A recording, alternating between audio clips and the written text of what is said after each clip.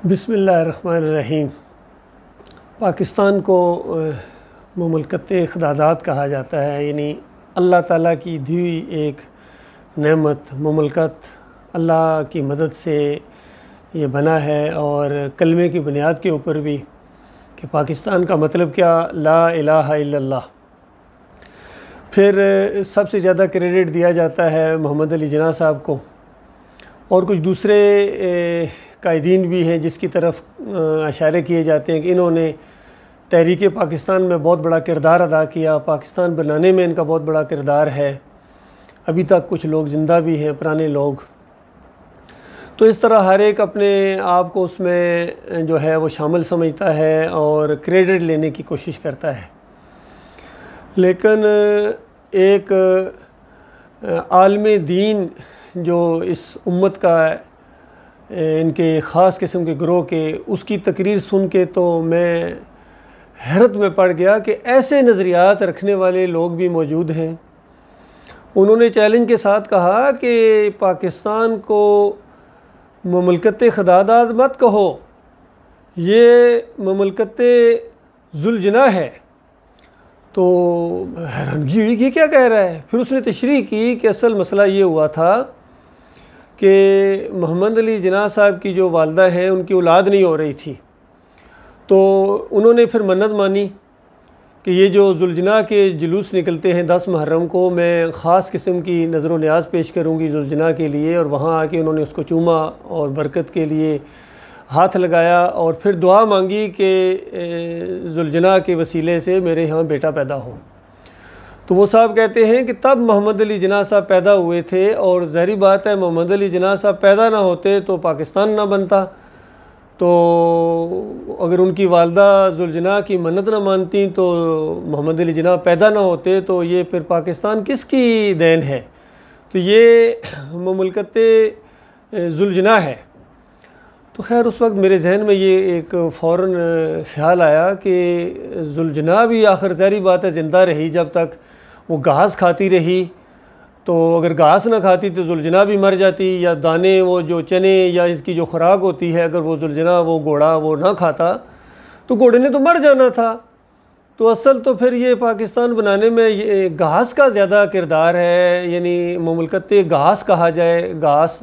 یا مملکت چنا کہا جائے۔ تو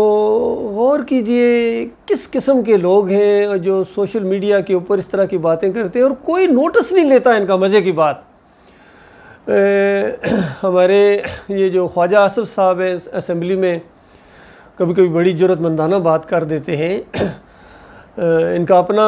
کردار وہ چیز جیسے بھی میرا ہے، اس سے نہ پارٹی کے ساتھ کوئی تعلق ہے نہ ان کے ساتھ کوئی تعلق ہے، لیکن کبھی کبھی کچھ چیزیں جب سامنے آتی ہیں تو 2 باتیں ان کی بڑی سامنے آئیں۔ میں نے ان کا جو بیان سنے، ایک انہوں نے جو محمود قریشی صاحب کو بالکل مخاطب کر کے کہا کہ یہ جو تم دوسروں کے احتساب اور یہ جو معاملات کر رہے ہو کرپشن، اور یہ تو دوسری کرپشن کی طرف آپ کا دھیان نہیں جا رہا ہے کہ نعرہ غوثیہ لگا کے اور یہ جو پیسے آپ لیتے ہیں اور 5-5 لاکھ کی دتھیاں جو آپ کے ہاتھ میں پکڑائی جاتی ہیں۔ ان کا اشارہ تھا ایک مرتبہ زرداری صاحب نے 5 لاکھ کی دتھی ان کے ہاتھ میں پکڑائی تھی، اور انہوں نے بالکل خوشی کے ساتھ اس کو چوم کے رکھ لیا تھا۔ تو خواجہ آصف صاحب کہنے لگے کہ اس کا کیا بنے گا، اس کا بھی تو حساب دینا پڑے گا، وہ آپ کس کھاتے میں لیتے ہیں، اس کا آڈٹ کون کرے گا؟ تو اس وقت محمود قریشی صاحب کے پاس اس کا جواب کوئی نہیں تھا، غصہ ہونا شروع ہو گئے۔ اگر یہ چیز نہ ہوتی، اگر یہ پیری مریدی نہ ہوتی، یہ لوگوں کے مال اس طرح باطل طریقے سے لوٹنے کا انداز نہ ہوتا، تو کیوں خواجہ صاحب ان کو کہتے؟ دوسری بات، ایک اور موقع کے اوپر خواجہ صاحب آصف صاحب نے بڑی زبردست بات کہی۔ انہوں نے اشارہ کر کے اسمبلی کے اندر محمد علی جناح صاحب کی تصویر کی طرف اشارہ کر کے کہنے لگے کہ یہ جو سامنے تصویر ہے یہ محمد علی جناح صاحب کی، یہ بھی شیعہ نظریات کے حامل انسان تھے، یہ شیعہ تھے۔ تو کیا وہ شیعہ کے طور پر مشہور ہوئے ہیں یا پاکستان کے ایک محسن کی حیثیت سے؟ تو پاکستان کی جو عوام ان کو خراج تحسین پیش کرتی ہے، وہ یعنی ایک محسن کی حیثیت سے کرتی ہے، وہ کہ فرقہ واریت کی نظر سے تھوڑی دیکھتے ہیں۔ تو اس انداز سے خواجہ صاحب نے بات سامنے پیش کی، اور کسی اسمبلی کے کسی ایک رکن نے بھی ان کو نہیں ٹوکا کہ یا آپ کیا کہہ رہے ہیں، یہ تو شیعہ نظریات کے حامل نہیں تھے، یہ تو یعنی صحیح عقیدہ تھے، کسی نے بھی نہیں کہا، چونکہ ساری دنیا جانتی ہے۔ اسی طرح علامہ اقبال جو نظریہ پاکستان کے بانی سمجھے جاتے ہیں کہ منصوبہ بنایا انہوں نے،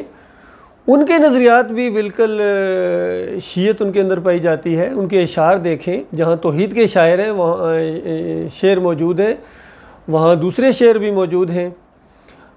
لکھتے ہیں کہ نہایت ہی سادہ اور رنگین ہے داستان حرم، ابتدا اس کی اسماعیل ہے اور انتہا حسین۔ تو آپ دیکھیے وہی شیعت والا انداز۔ پھر شرکیہ اشعار بھی ان کی شاعری میں بہت زیادہ ملتے ہیں علامہ اقبال کے۔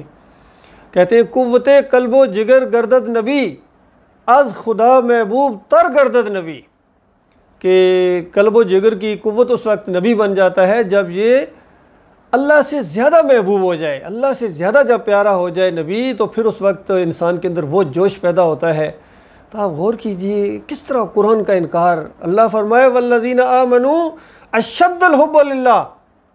کہ جو مومن ہوتے ہیں، ایماندار ہوتے ہیں، وہ اشد الحب للہ، اللہ کی محبت میں وہ بڑے شدید ہوتے ہیں، وہ انتہا پسند ہوتے ہیں۔ سمجھ لیجیے انتہا کہتے ہیں انتہا پسند ہے جی، بھائی کون سی انتہا پسند ہے؟ بھائی اللہ سے بڑی شدید محبت کرتے ہیں جی، اللہ کی مخالفت ان کو برداشت نہیں ہے جی، اللہ کے قانون کی دھجیاں جب اڑائی جائیں تو ان کے اندر جوش پیدا ہوتا ہے، اور وہ اللہ کے بھروسے کے اوپر پوری دنیا سے لڑنے کے لیے تیار ہو جاتے ہیں، وہ اللہ کا کلمہ بلند کرنے کے لیے اللہ کے راستے میں جہاد کرتے ہیں، اپنی جان کی بازی کھیلتے ہیں۔ اب دنیا والے ان کو دہشت گرد کہیں، انتہا پسند کہیں، اور جو مرضی کہیں، ان کی باتوں کی کیا پرواہ ہے۔ مالک نے تو اپنے بندوں کو پہلے ہی ذکر کر دیا کہ اگر تم ایمان کا دعویٰ کرنے والوں، اگر تم ایمان کے تقاضے نہیں پورے کر سکتے ہو، اگر تم ایمان کے راستے پر چل نہیں سکتے ہو، تو تمہارا مرتد ہو جانا زیادہ اللہ کے دین کے لیے مفید ہوگا، اور اس وبال کو تم اپنے اوپر سے، یہ جو لبادہ اڑا ہوا ہے اس کو اتار پھینکو، زیادہ بہتر ہے۔ اللہ تعالیٰ ایسے لوگوں کو لائے گا جو اللہ کے راستے میں جہاد کریں گے، اللہ پر ایمان لائیں گے، اللہ سے محبت کریں گے، اللہ ان سے محبت کرے گا، اللہ کے راستے میں جہاد کریں گے، اور اس معاملے میں کسی لان تان کا ذرہ برابر پرواہ نہ کریں گے۔ تو آپ اندازہ لگائیے یہ ایمان عقیدے کی باتیں ہیں۔ میرے بھائیوں دیکھو، آپ پاکستان کے ساتھ کتنے ہی مخلص کیوں نہ ہو جائیں، کوئی بھی اپنے ملک کے ساتھ آزادی لی ہے لوگوں نے، جناح صاحب نے پاکستان کی آزادی لی ہے، اس سے بڑا ملک ہے کتنے گنا وہ دوسرا جو ہمارے پڑوسی ہیں، اور انہوں نے بھی تو آزادی لی ہے۔ نہرو نے آزادی وہ تحریک چلائی ہے، یہ گاندھی نے اور اندرا گاندھی اور ساری چیزیں۔ تو کیا ملک آزاد کرنے کی وجہ سے اللہ کے آپ جنت کے مستحق بن جائیں گے؟ ہرگز نہیں۔ اس کے علاوہ بڑی بڑی قومیں ہیں، چاہے انہوں نے آزادی حاصل کی ہے، اور کتنے ممالک ہیں جنہوں نے آزادیاں حاصل کی ہیں۔ تو آزادی حاصل کر کے دینا اپنی قوم کو، یہ تو آپ کو جنت میں نہیں لے کے جائے گا۔ جنت میں لے جانے والی جو چیز ہے وہ آپ کا ایمان اور عقیدہ اور اللہ کے ساتھ خلوص ہے، کہ آپ اللہ کے کتنے بندے تھے، آپ اللہ کی فرما برداری میں کیا تھے، اور آپ اللہ کے خود کس قدر ماننے والے تھے، آپ کا ایمان عقیدہ کیا تھا، آپ کے نظریات کیا تھے۔ یہ چیزیں ہیں میرے بھائیوں جو آپ کو اللہ کے ہاں مقبول بنائیں گی، اللہ کی جنتیں حاصل کرنے کے لیے یہ ذریعہ بنائیں گی۔ اس کے اوپر غور و فکر کی جائے،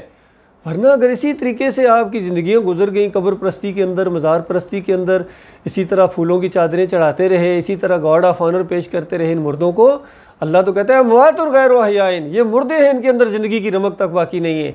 اور آپ ان کی پوجا پاٹ میں لگے ہوئے ہیں، چادریں چڑھا رہے ہیں، ان سے اولادیں مانگی جا رہی ہیں، ان کے واسطے وسیلے دیے جا رہے ہیں۔